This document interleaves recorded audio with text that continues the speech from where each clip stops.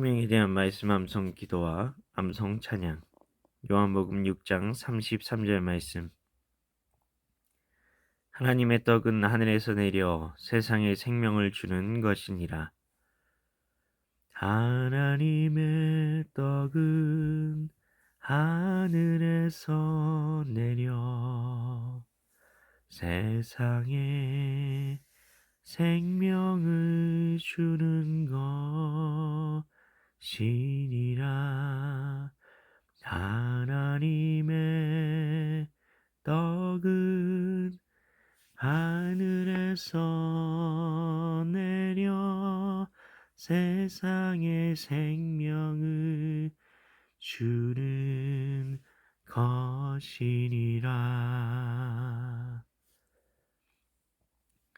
말씀 기도입니다. 하나님 아버지, 하나님의 떡은 예수님을 가리키는 것 같은데 왜 이 말씀을 하신 것인가요? 그리고 왜 굳이 떡에 비유하신 것인가요? 이것이 떡이냐 빵이냐는 문법적인 논쟁도 있을 수 있지만 떡이냐 빵이냐는 그렇게 중요한 것이 아닙니다. 예수님께서 왜 떡 혹은 빵을 가지고 이 이야기를 하시는 것인가요? 사람들은 예수님의 오병이어의 기적을 보고 예수님을 지도자로 세우고 싶어서 예수님을 쫓아다닙니다. 그런 그들의 마음을 아신 예수님은 그들이 예수님을 따르는 동기인 육적인 배부름에 대해 드러내 주신 것입니다. 예수님께서는 영생하도록 있는 양식을 위해 일하라고 하십니다.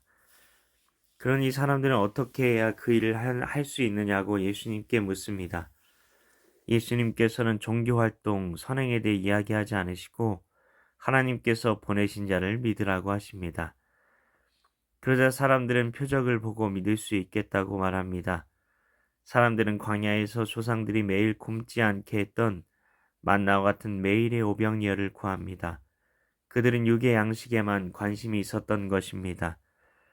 예수님께서는 그 만나를 떡이라고 표현하시면서 그 떡을 준 분도 모세가 아니라 하나님이며 하나님이 참떡을 주시는데 이건 육의 생명에 대한 것이 아니라 영의 생명에 대한 것이라고 말씀하시면서 그들의 죽은 영혼에 초점을 맞추십니다.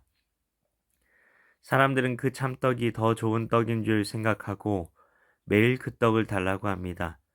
그런데 예수님이 내가 그 떡이라고 하니 뭐 이런 사람이 있나 하고 많은 사람들이 예수님을 떠납니다. 예수님께서는 영이 예수님의 말씀을 통해 하나님의 아들이신 예수님의 십자가 죽으심과 부활을 믿어 살아나야 한다는 것을 말씀하신 것입니다. 이러한 생명이 우리에게 필요하다는 것입니다.